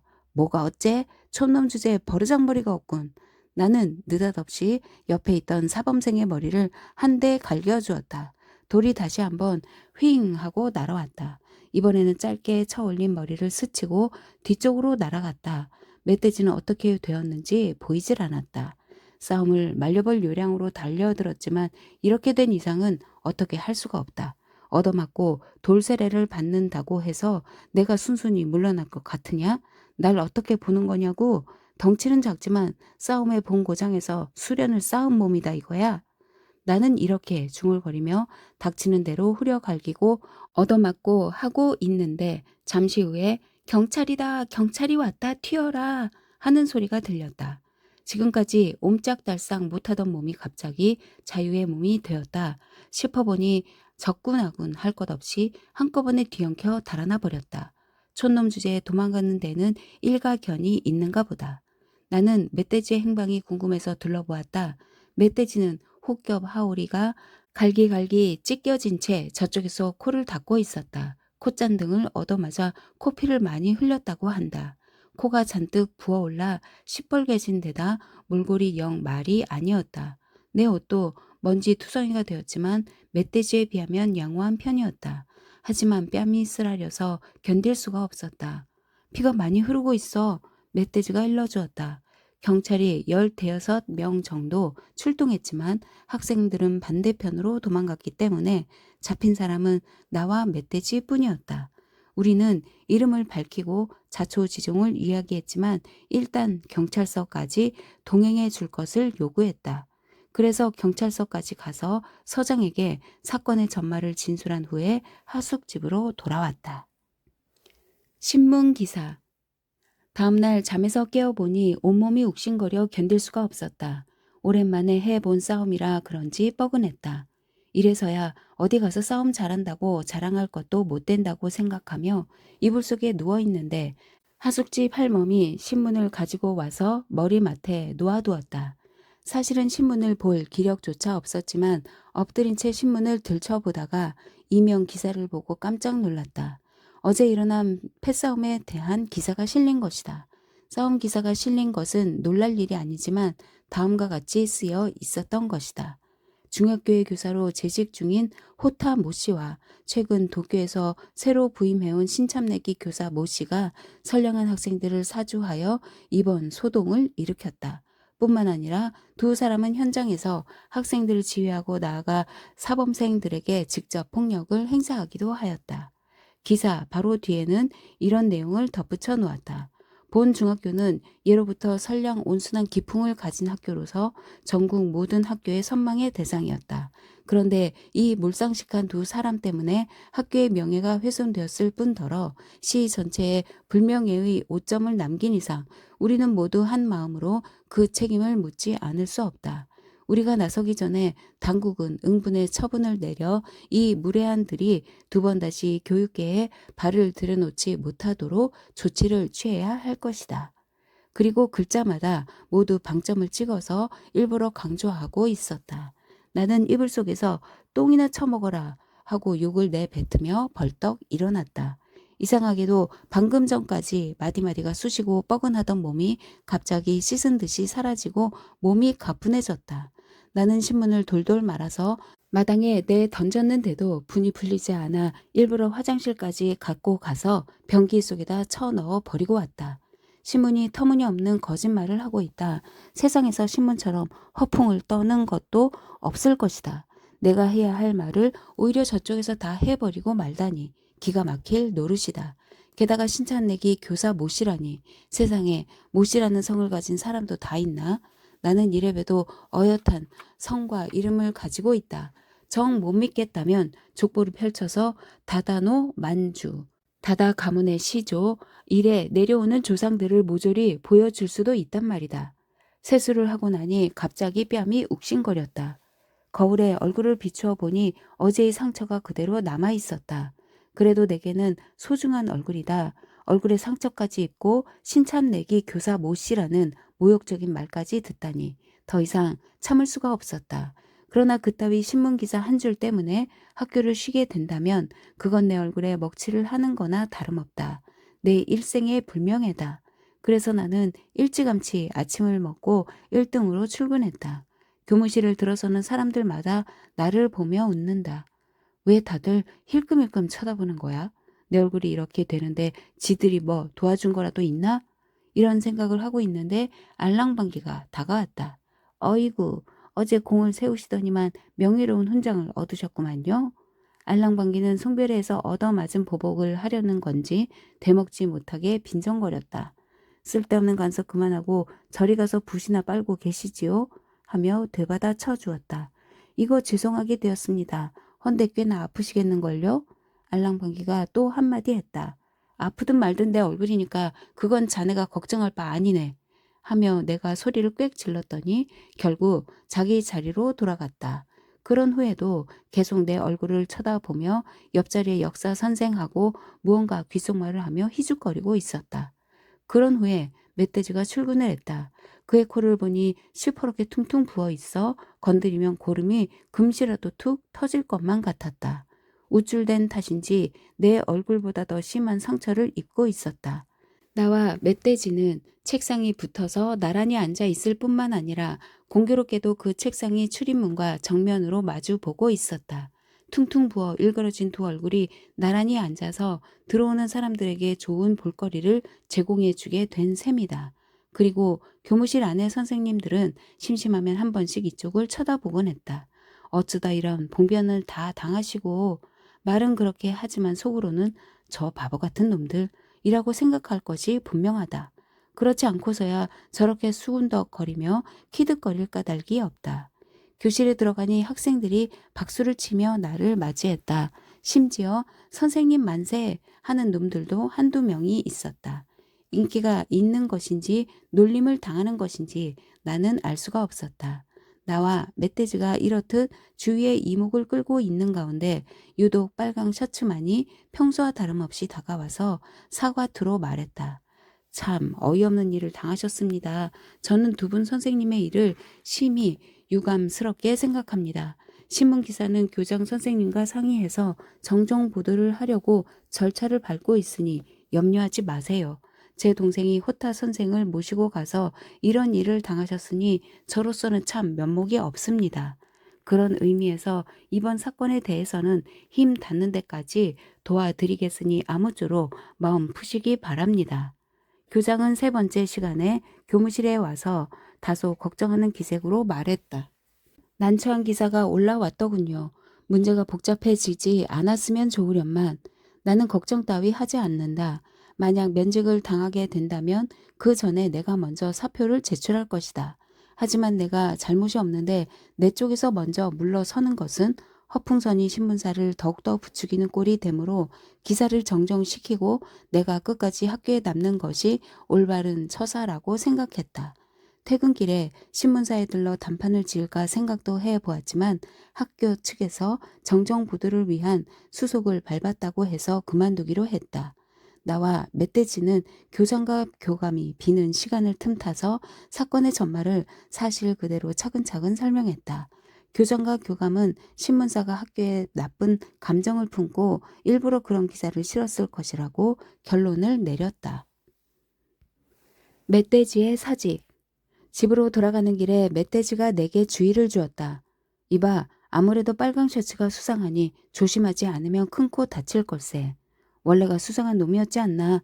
그게 뭐 어제 오늘 일인가? 내가 이렇게 대꾸하자 자네 눈치 못 챘나? 어제 일부러 우리를 불러내서 싸움판에 몰아넣은 것도 그자의 계략이라니까. 그랬다. 나는 미처 거기까지 생각이 미치지 못했던 것이다.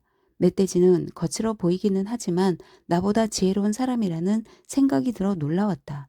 그렇게 싸움을 붙여놓고는 바로 신문사에 손을 써서 그런 기사를 쓰게 만드는 거로구나. 정말 교활한 놈이야. 그럼 신문까지 빨강 셔츠가? 그건 정말 충격이네. 하지만 신문사 측이 빨강 셔츠의 말을 액면 그대로 믿었단 말인가?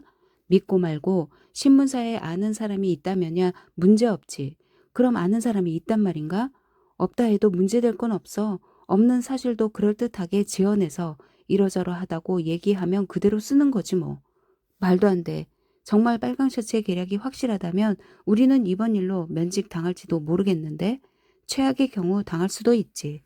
그렇다면 나는 내일 당장 사표를 내고 곧바로 도쿄로 돌아가겠네. 이런 되먹지 못한 곳에서 하루라도 빨리 뜨고 싶네. 자네가 사표를 낸다고 해도 빨강 셔츠는 눈 하나 깜짝하지 않을 걸세. 그건 그렇군. 그럼 어떻게 그놈을 혼내주지? 그런 교활한 놈은 아무런 증거도 남기지 않으려고 철저하게 일 처리를 하기 때문에 대적하기가 힘들어. 골치 아프군.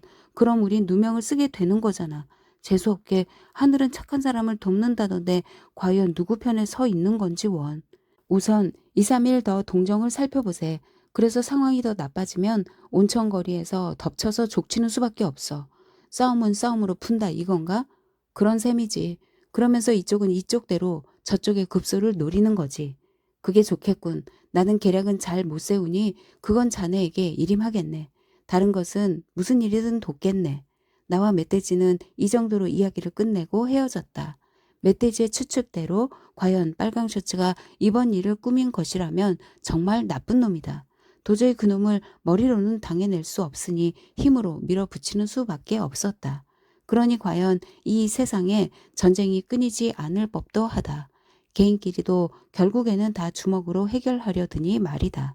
이튿날 신문이 오기를 기다렸다가 펴보니 정정은 고사하고 취소 기사도 보이지 않았다. 학교에 가서 너구리에게 재촉했더니 내일 정도가 되어야 나올 것이라고 말했다. 다음 날이 되자 가장 작은 6호 활자로 조그맣게 취소 기사가 실렸다. 그러나 신문사 측 자체에서 정정 기사는 싣지 않았다. 내가 다시 교장에게 가서 항의를 하자 더 이상은 손을 쓸 방도가 없다는 식으로 대답을 했다. 그러면 제가 가서 신문사 주필에게 항의를 하겠어요.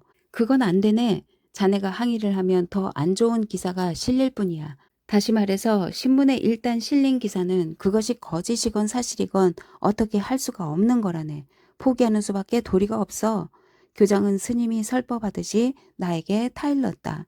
신문이 그런 것이라면 그따위 것은 하루속히 없애버리는 편이 우리에게 더 유익할 것이 아닌가. 그 후 사흘쯤 지난 어느 날 오후 멧돼지가 급하게 찾아왔다. 드디어 때가 왔네. 내가 저번에 세운 계획을 단행할 생각이야. 그래 그럼 나도 동참하겠네. 나는 즉석해서 합석하겠다고 말했다. 그런데 멧돼지는 갸웃거리며 말했다. 자네는 그만두는 게 좋겠네. 왜? 교장이 자네를 불러 사표를 내라고 하던가? 아니, 자네는.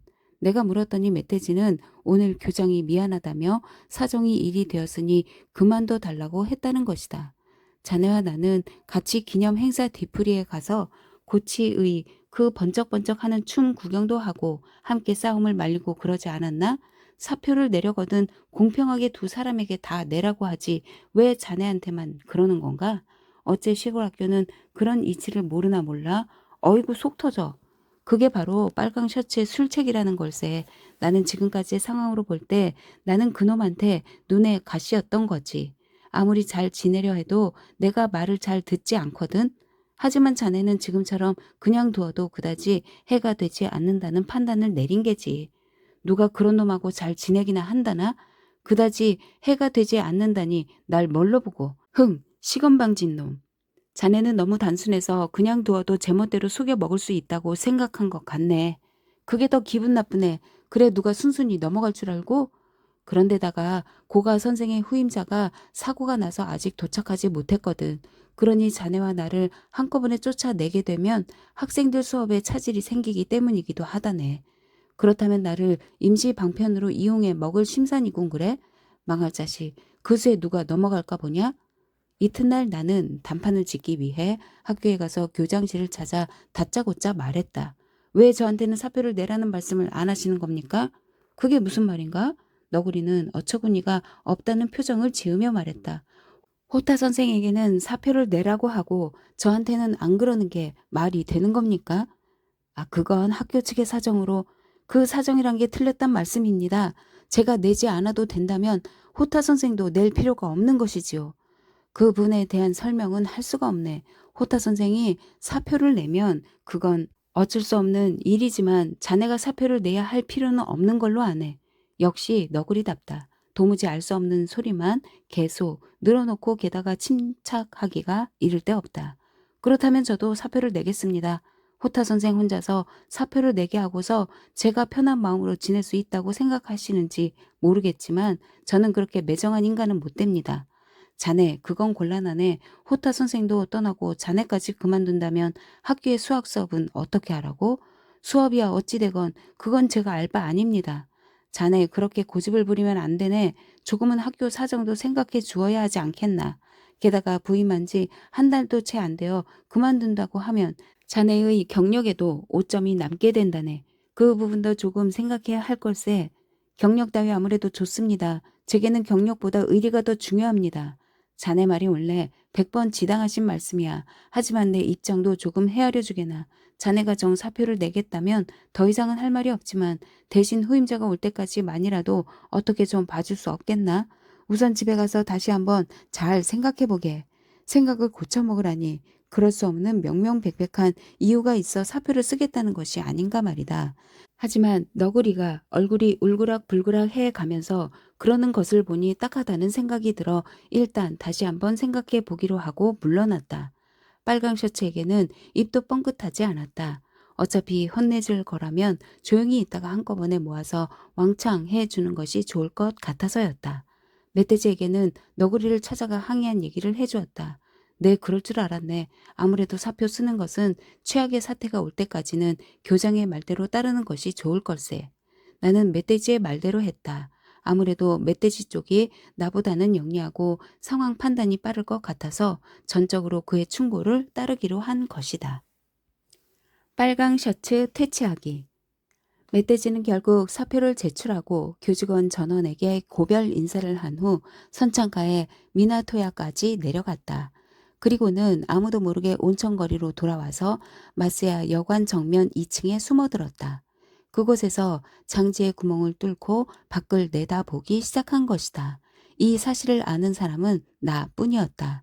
빨강 셔츠가 숨어 들어온다면 필경 밤일 것이다. 그것도 초저녁에는 학생들이나 다른 사람의 눈이 있으니 적어도 9시 이후가 되어도 될 것이다. 처음 이틀 밤은 나도 11시까지 망을 보고 있었는데 빨강 셔츠의 그림자도 보이지 않았다. 사흘째는 9시부터 10시 30분까지 지켜보고 있었지만 역시 허탕이었다. 허탕을 치고 한밤중에 하숙집으로 돌아오는 것처럼 허탈한 일은 없었다. 그러기를 너다새 되었을 즈음 하숙집 할멈이 약간 걱정이 되었는지 이렇게 충고를 하는 것이었다.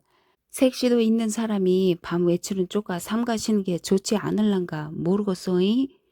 지금 나의 밤 외출은 할멈이 생각하는 그런 것과는 차원이 다르다. 내가 하는 밤 외출은 바로 하늘을 대신해서 천벌을 내리는 그런 차원의 것이다.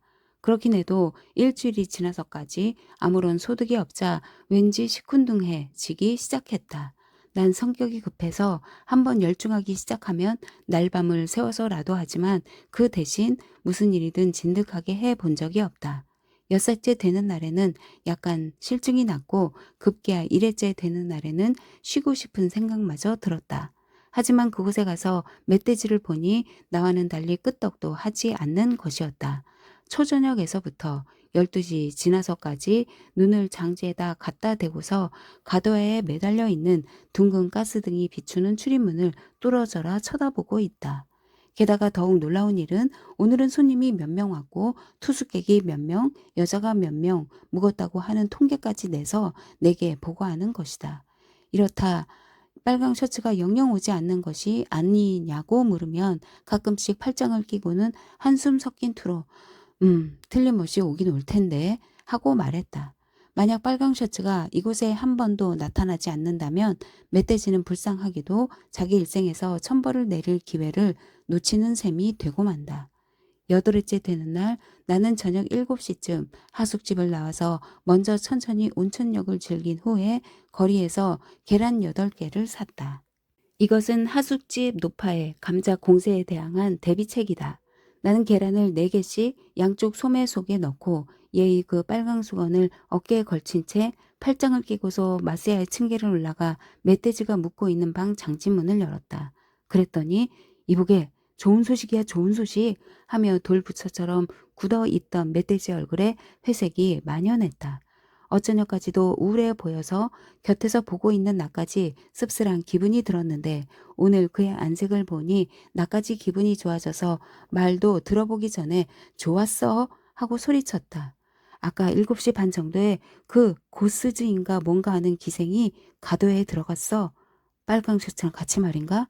아닐세. 그러면 안 되잖아. 기생이 2명이었는데 아무래도 뭔가 냄새가 나. 어째서? 어째서라니 그놈은 야근 놈이니 먼저 기생을 들여보내 놓고 나서 나중에 숨어 들어올지도 모를 일 아닌가? 그럴지도 모르겠네. 9시가 다 되었지? 지금 9시 12분이야. 멧돼지는 허리띠 사이에서 니켈로 만든 시계를 꺼내 보면서 말했다. 이보게 램프를 끄자고. 창가에 깎아머리 2개가 나란히 비치면 이상하게 여길지도 몰라. 여우는 의심이 많은 법이거든. 난 오칠한 책상 위에 놓여있던 탁상 램프를 훅 불어서 껐다. 별빛에 비친 장지문만이 조금 환할 뿐 달은 아직 뜨지 않았다. 나는 멧돼지와 함께 장지문의 얼굴을 들이댄 채 숨을 죽이고 열심히 지켜보았다. 땡 하고 9시 반을 알리는 괴종이 울렸다. 이봐 오긴 오는 걸까? 오늘 밤 나타나지 않으면 나는 이것으로 끝내겠네. 나는 내 주머니가 빌 때까지 할 거야. 돈은 얼마나 있어? 오늘까지 여드레치 5엔 60전을 지불했지. 언제 뛰쳐나가도 지장이 없도록 저녁마다 계산을 하고 있지. 준비성 하나는 철저하군. 그래 여관에서 이상하게 생각하지는 않나? 여관은 아무래도 상관없는데 마음을 놓을 수가 없어서 힘들어. 그 대신 낮잠은 충분히 자두겠지? 낮잠은 자지만 외출을 할 수 없어서 갑갑해 죽을 지경이네. 천벌 주기도 힘드네 그려. 이러다가 하늘의 법망은 마저 뚫려서 빠져나가 버리거나 하면 헛수고가 될 텐데 걱정이야. 무슨 소리? 오늘 밤에 꼭 나타날 걸세. 이봐, 어서 와서 저길 좀 봐. 갑자기 멧돼지가 목소리를 낮추며 부르는 바람에 나는 가슴이 철렁했다. 검은 모자를 눌러쓴 남자가 여간집 가스등 밑에서 위를 올려다보고는 다시 어두운 길 쪽으로 사라졌다. 아무래도 빨강 셔츠는 아닌 것 같았다. 허탈감이 몰려왔다. 그러는 동안에 카운터의 시계가 10시를 알리는 종을 사정없이 울려댔다. 오늘 밤도 역시나 허탕인가 보았다. 세상은 쥐죽은 듯 고요했다. 유흥가에서 울리는 북소리가 손에 잡힐 듯 가까이 들려온다. 그제서야 거리 저편 산 너머에서 달이 얼굴을 쑥 내민다. 그러자 거리가 환해졌다. 갑자기 아래쪽에서 두런두런 사람 말소리가 들리기 시작했다. 창문에서 얼굴을 내밀 수는 없는 노릇이라 정체를 확인할 수는 없었지만 점점 소리의 정체가 가까이로 다가오는 듯했다. 딸깍딸깍 남학신 소리가 들렸다. 소리나는 쪽을 보니 두 사람의 그림자가 눈앞에 보일 정도로 가까이에 와 있었다. 방해꾼을 쫓아버렸으니 이제 안심하셔도 됩니다. 틀림없이 알랑방귀의 목소리다. 힘쓸 줄만 알았지 도통 요령이라고는 없는 작자니 어쩔 수 없지. 이번에는 빨강 셔츠의 목소리였다. 그 애송이 녀석도 그 바보 같은 놈이랑 닮았지 뭐예요? 그 애송이 녀석은 그래도 의협심 있는 도련님이라 귀엽기는 하더라고요. 월급 올려줘도 싫다고 하질 않나 끝까지 사표를 내겠다고 우기기니 아무래도 정신이 이상한 놈인 것 같아. 나는 이 말을 듣고 2층 창문에서 뛰어내려 그 두 놈들을 흠씬 두들겨 패주고 싶은 충동이 일었지만 가까스로 억눌렀다. 놈들은 하하하 웃으면서 가스등 아래를 지나 여관 안으로 들어갔다. 이보게 응 왔어. 드디어 왔군. 이제 안심이 되는군. 짐승만도 못한 알랑방귀 녀석 날 바보 같은 도련님이라고 했겠다. 방해꾼이라니 내 얘기 아닌가? 무례하기 짝이 없는 놈 같으니라고. 나와 멧돼지는 두 놈의 귀갓길에 잠복해 기다렸다가 일시에 공격하기로 했다. 그러나 두 놈이 언제 여관을 나올지는 알 수가 없었다. 멧돼지는 아래 카운터로 내려가서 오늘 밤에 어쩌면 볼 일이 있어 외출할지도 모르니 문을 열어 놓으라고 부탁을 해놓고 왔다. 지금 생각해보면 여관집에서 용케 승낙을 했다는 생각이 든다. 도둑으로 오해받기 십상일 텐데 말이다. 빨강 셔츠가 오기만을 기다리는 일도 괴로웠지만 안에서 나오기를 꼼짝 않고 기다리는 일 또한 만만치 않게 괴로운 일이었다. 잘 수도 없는 노릇이고 시종일관 창문 틈으로 내다보고 있자니 보통 힘든 게 아니었다. 이래저래 마음이 안정되지 않고 조바심이 나서 견딜 수가 없었다. 지금까지 나는 그런 마음고생은 해본 적이 없었다. 그래서 차라리 여관을 기습해서 현장을 덮치자고 했지만 멧돼지는 한마디로 내 제안을 묵살해버렸다. 우리가 이런 시간에 뛰어들어가 난동을 부리면 불량배로 몰려서 우리 목적도 달성하지 못한 채 중간에 붙잡히게 될 게 뻔하네. 또 여관 사람에게 사정 이야기를 하고 그 놈들을 만난다고 하면 분명히 없다고 회피하거나 다른 방으로 빼돌릴 수도 있어. 느닷없이 뛰어들어 덮친다 하더라도 수십 개의 방들 중에서 어디에 있는지 알 수가 없는 노릇 아닌가? 답답해도 나오기를 기다리는 수밖에 달리 방법이 없다네. 그리하여 가까스로 새벽 5시까지 꾹 참고 기다렸다. 여관에서 막 나오는 두 사람의 그림자를 보자마자 나와 멧돼지는 곧장 아래로 뛰어내려가 그들의 뒤를 밟기 시작했다. 첫 기차가 오려면 아직도 멀었기 때문에 두 사람은 성 안까지 걸어가야 했다. 온천 거리를 벗어나면 가로수가 두 줄로 100m쯤 늘어서 있고 그 양옆으로는 논이 펼쳐져 있다. 그곳을 지나면 여기저기에 초가집이 흩어져 있고 논 한가운데를 가로질러 쭉 나가면 곧바로 성으로 넘어가는 언덕이 나온다. 시가지만 벗어나면 어디서 따라 붙어도 상관은 없었으나 되도록이면 인적이 드문 전나무 가로수에서 붙잡으려고 숨바꼭질 하듯 뒤따라갔다. 거리를 벗어나자마자 우리는 좀 더 속도를 내서 빠른 걸음으로 그들을 따라 붙었다. 우리가 가까이 가자 그제서야 무슨 일인가 싶어 놀라서 뒤돌아보는 놈의 어깨를 꽉 붙들며 말했다. 꼼짝 마라. 알랑방귀는 당황한 나머지 달아나려 했으나 내가 앞길을 막아섰다. 한 학교의 교감식이나 되는 양반께서 어째서 여관방에서 나오시는 겁니까? 멧돼지는 바로 호통을 치기 시작했다. 교감은 여가 먹으면 안 된다는 규칙이라도 있습니까? 빨강 셔츠는 여전히 공손한 말투로 말했다. 그러나 안색은 다소 창백해 보였다. 풍기가 문란해진다고 해서 국수집과 경당 가게마저 출입을 금할 정도로 신중하고 정직한 분이 어째서 기상과 함께 여간에 묵으시는가? 알랑방귀는 그러는 틈을 타서 달아날 기회만 호시탐탐 엿보고 있어서 나는 앞을 가로막고 서 있었다. 바보 같은 도련님이라고 했나? 내가 소리를 쳤더니 나를 두고 한 말이 아니라고 뻔뻔스럽게 잡아떼며 궁색한 변명을 늘어놓고 있었다. 그때 문득 정신을 차려보니 나는 양손으로 소매자락을 꼭 쥐고 있었다. 놈들 뒤를 쫓아올 때 소매 속의 계란이 서로 부딪혀 깨질까봐 양손으로 꼭 붙잡고 왔던 것이다.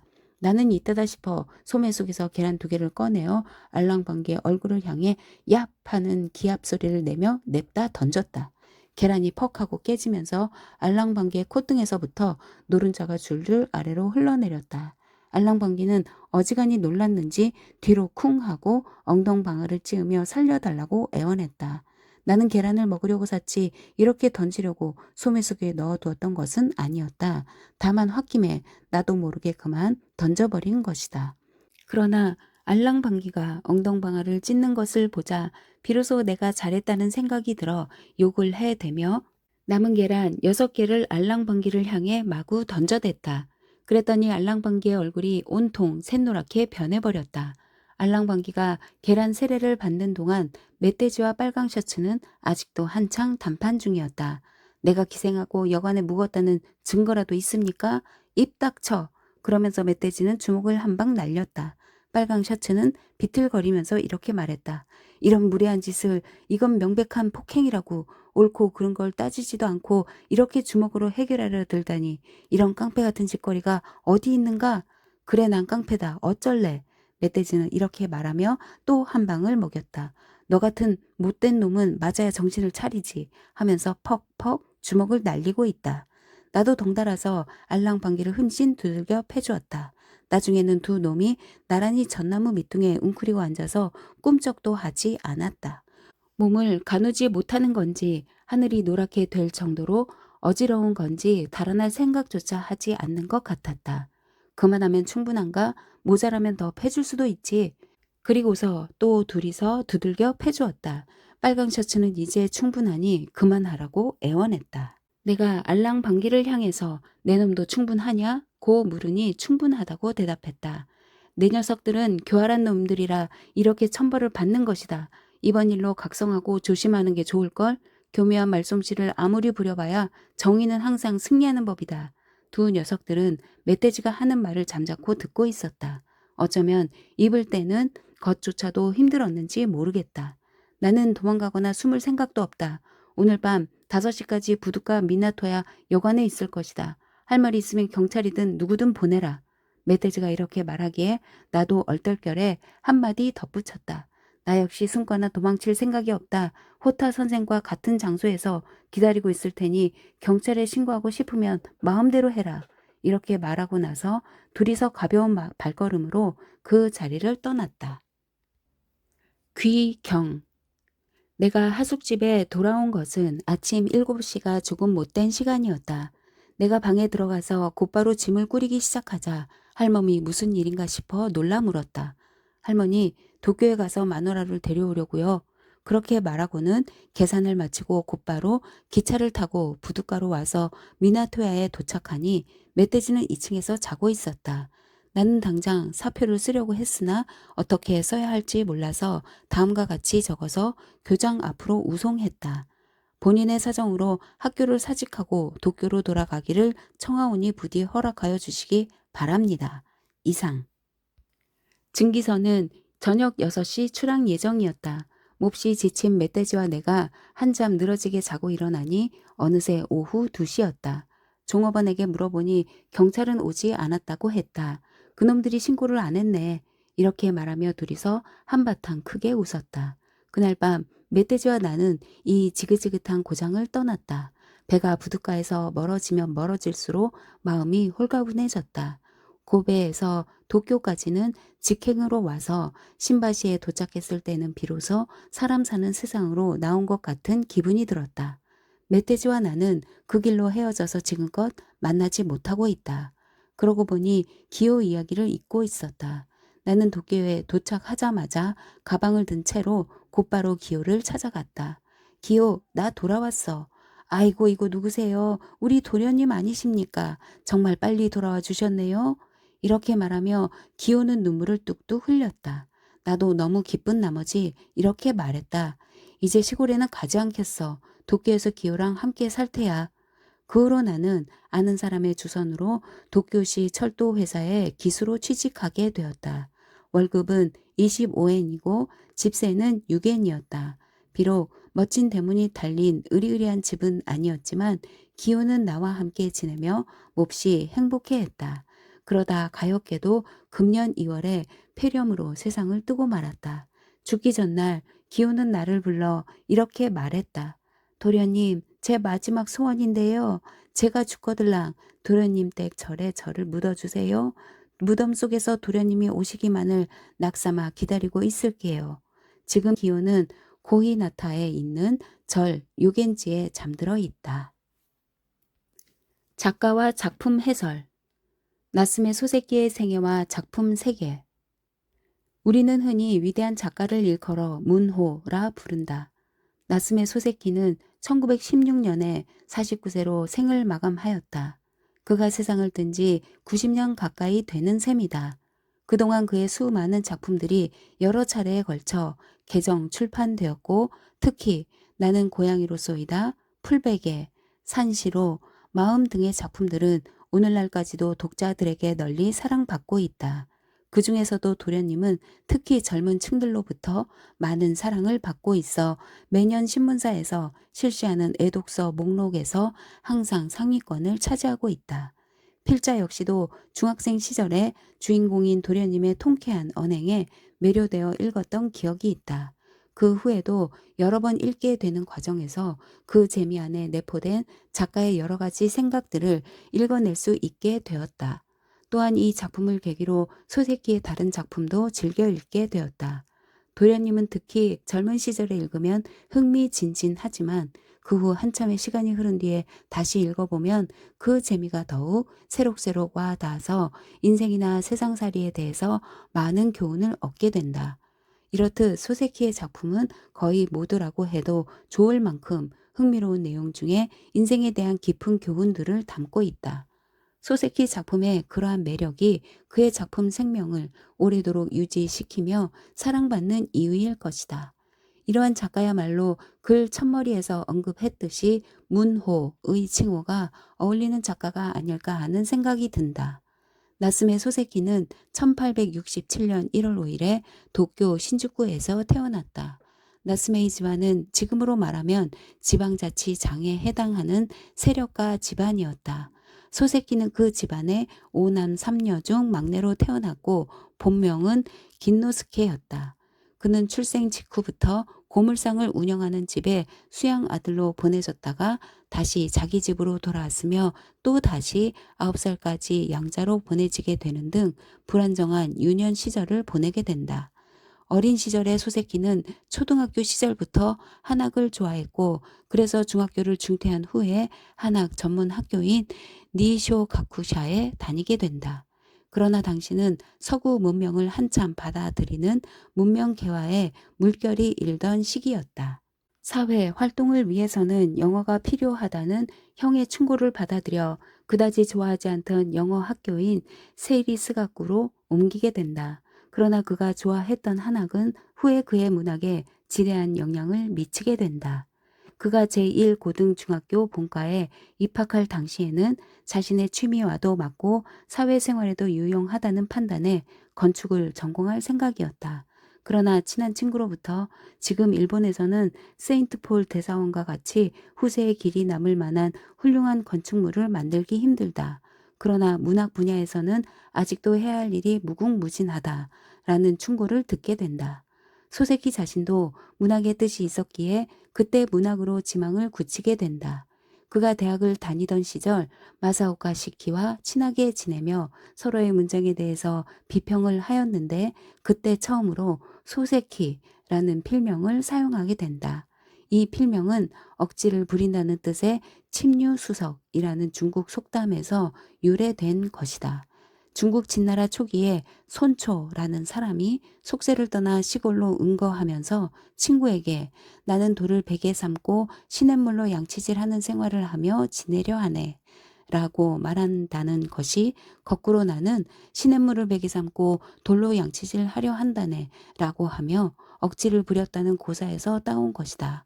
원래부터 괴짜 기질이 다분했던 소세키에게 실로 어울리는 아우라 할 수 있겠다. 1893년에 도쿄 데이고쿠 대학 영문과를 졸업한 소세키는 도쿄 고등사범학교 후에 도쿄 교육대학에 교사를 지냈고 1895년 4월에 시코쿠의 마스야마 중학교 교사가 되었다. 지금으로 말하면 중앙의 관립대학교에 교사가 멀리 지방의 중학교나 고등학교 교사로 간 것이기 때문에 거기에는 무언가 사연이 있었을 것으로 추측된다. 그에 대해 도해지의 소음을 떠나 문학을 깊이 생각하고 싶었다는 설, 문학 연구를 위한 해외 유학 비용을 마련하기 위해서 또는 시련 때문에 도시를 떠났다는 등 여러 가지 설이 난무하지만 무엇 하나 확실한 것은 없다. 다만 마스야마는 절친한 친구 마사오카 시키의 고향이다. 무엇보다 그 사실이 소세키를 그리로 이끈 것이 아닐까 하는 것이 가장 유력한 이유로 보인다. 마사오카 시키는 도쿄에서 하이쿠의 길을 열심히 가고 있었다. 그러나 때마침 터진 청일전쟁 때문에 일본 신문사의 종군 기자로서 중국으로 건너가게 된다. 그러나 병으로 인해 다시 마스야마로 돌아온다. 그곳에서 잠시 동안 소세키와 함께 지내면서 하이쿠를 열심히 썼으며 소세키도 그때 다작을 하게 된다. 그것이 소세키의 문학적 밑거름이 된 것이다. 마스야마에서 1년 동안 생활하면서 쌓은 견문이 10년 후에 도련님을 쓰게 되는 계기를 마련해 주었다. 그는 그 후 구마모토의 제5 고등학교 교사로서 1900년까지 4년간을 지내게 되고 그동안 결혼도 하게 된다. 하이쿠도 열심히 쓰고 틈틈이 여행도 하면서 그로 인해 얻은 소재로 후에 풀베개 121을 쓰게 된다. 1900년에 일본 문무성 장학생으로 뽑혀 영국으로 유학을 가게 된 소세키는 런던에서 문학에 대해 깊이 탐구를 하게 되는데 그때 심한 신경쇠약을 앓게 된다. 2년 여의 유학 생활을 마치고 1903년 1월에 귀국하여 제1고등학교와 도쿄 데이코쿠 대학의 교단에 서게 된다. 1905년 1월에 우연히 다카하마 기요시의 권유로 쓰게 된 나는 고양이로 쏘이다의 제1장이 호토도 기스 두견세라는 잡지 1월호에 실리자마자 호평을 받아 단번에 소세키는 문필가로서 명성을 떨치게 된다. 그 소설 연재와 함께 4월호에 도련님이 실리게 되면서 그의 명성은 더욱 높아져 간다. 1907년에 아사히 신문사에 들어가면서 소세키는 대학 강단을 떠나 작가 생활로 접어들게 된다. 그때부터 개 양귀비, 갱부, 산시로, 문, 그 후, 피안 너머까지, 마음, 노방초 등의 명작들을 발표한다. 그러다가 1916년 12월 9일에 명함을 연재하던 중에 49세를 일기로 생을 마감하게 된다. 작품 줄거리 및 해설 소세키는 28살에 마스야마 중학교의 교사가 되어 그곳에서 1년여를 지냈다. 그때의 경험을 바탕으로 해서 창의력을 가미하여 쓴 것이 바로 도련님이다. 이 작품 중에는 주인공이자 수학교사인 도련님 외에 교장인 너구리, 교감인 빨강 셔츠, 영어 교사인 끝물호박, 아청꾼인 미술교사, 알랑방기, 남자다운 뚝심을 지닌 수학주인 멧돼지 등이 등장하여 활약하는데 그 모델이 될 만한 교사가 실제로 있었던 것은 아닌 것 같다. 단지 일반적으로 생각하는 좋은 교사와 나쁜 교사의 유형을 작가 나름의 방식을 통해 그린 것으로 보인다. 그의 편지 속에 나타난 다음과 같은 내용을 통해 미루어 짐작해 볼 수 있겠다. 멧돼지와 같은 남자는 중학교나 고등학교는 물론 대학교에서도 좀처럼 보기 힘든 타입이다. 그러나 알랑방기 같은 타입의 인간들은 도처에 널려 있다. 나는 중학교에서도 2, 3명 이런 타입의 인간들을 본 적이 있으나 고등학교에서는 그 정도로 심한 사람은 없었던 것 같다. 그 이유는 어쩌면 고등학교에서는 교장에게 그리 잘 보일 필요가 없기 때문이 아닐까 싶다. 멧돼지와 도련님 같은 타입의 인간이 드문 것은 만약 그런 사람들이 실제로 존재한다면 틀림없이 면직감일 것이므로 찾아보기 힘든 것이 아닐까 생각한다. 흔히 전형적인 교육자상 내지는 교육자로서의 적임자로 인식되는 너구리나 빨강 셔츠보다는 교육자로서 부적절하다고 여겨지는 멧돼지나 도련님 같은 사람을 나는 사랑한다. 아마 독자들도 그와 같은 생각일 것이다. 그래서 도련님이나 멧돼지의 솔직 담백함과 정의감에 넘친 당당함, 외골수적인 성격이나 행동에 공감을 느낀 독자들이 이 작품을 사랑해 주는 것이 아닐까. 이 작품은 주인공인 도련님의 성장 과정을 그리고 있다. 타고난 악동 기질 때문에 가족의 구박을 받고 따돌림을 당하지만 하녀인 기요마는 솔직하고 대쪽 같은 기질을 가졌다고 칭찬해주며 도련님에게 각별한 애정을 쏟는다. 기요를 당시의 몰락한 명문가의 딸로 설정하고 있는데 그것은 작가 자신의 집안 역시 명문가에서 메이지 유신의 영향으로 몰락했다는 사실과 무관하지 않을 것이다. 또한 주인공과 의기투합했던 멧돼지를 아이즈 출신으로 그리고 있는데 이 지역은 도쿠가와 가문을 위해 목숨을 바친 백호 부대로 유명한 영지이다. 때문에 일본에서 아이즈 출신이라고 하면 기골이 장대한 인물로 통한다. 반면에 도련님을 도쿄 출신인 에도코로 그리고 있는데 알랑방기 역시도 에도코로 그리고 있다. 같은 에도코 출신이라 해도 담백하고 솔직한 도련님과는 정반대로 비열하고 경박스러운 알랑방기 같은 인간도 있다는 사실을 나타내고 싶었던 것으로 보인다. 이 책에서 도련님은 나라는 1인칭 대명사로 일관하고 있지만 주인공의 이름은 어디에도 나오지 않는다. 따라서 독자들 가운데는 작가 자신의 체험을 그린 것으로 생각하는 사람도 있는 것 같다. 그도 그럴 것이 본문 중에는 시코쿠 근처의 중학교라든가 지도에서 보면 해안 등과 같이 확실한 지명을 사용하지 않고 온천도 스미다라는 가명을 사용하고 있다. 등장인물이 사용하는 방언 역시 소세키가 교편을 잡고 있던 지방의 방언이다. 이렇듯 이 작품은 이러한 지방 도시를 무대로 하고 있으며 순수한 마음으로 세상과 타협하지 않고 부조리에 맞서는 주인공의 정의감에는 허위를 증오하고 도의를 구하는 작가의 마음을 그대로 반영하고 있다. 이 작품의 구성은 명쾌하다. 겉과 속이 다른 빨강 셔츠와 그의 추종자인 알랑방기, 여기에 맞서는 정의파 멧돼지와 그 사이에서 오로지 자신의 안위만을 추구하는 너구리 교장이 있고 그 속에서 마돈나 쟁취 사건이 벌어지는데 도련님이 정의파에 가담하면서 사건은 점차 확산된다. 게다가 도련님과 학생들 간의 사건이 겹쳐지면서 점점 더 흥미를 더해간다. 이 소설은 전체적으로 사실성보다도 희화성, 익살스러움에 바탕을 둔 희극적인 터치의 굵은 선을 유지하고 있다. 게다가 해학과 풍자가 짙게 깔려 있다. 섬세한 심리 묘사를 피해 군더더기 없는 산뜻함이 느껴지는 작품이다. 따라서 일본 문학에 있어서 유머 소설의 대표작으로 손꼽을 만하다. 이 작품은 이러한 매력으로 인해 오랜 세월 변함없이 사랑받고 있는 것 같다. 또한 도련님의 저변에 흐르고 있는 도의의 정신은 이후 소세키의 문학 속에서 일관적으로 흐르는 사상이라고 할 수 있겠다. 도련님의 매력, 후쿠다 기요토 아동 문학가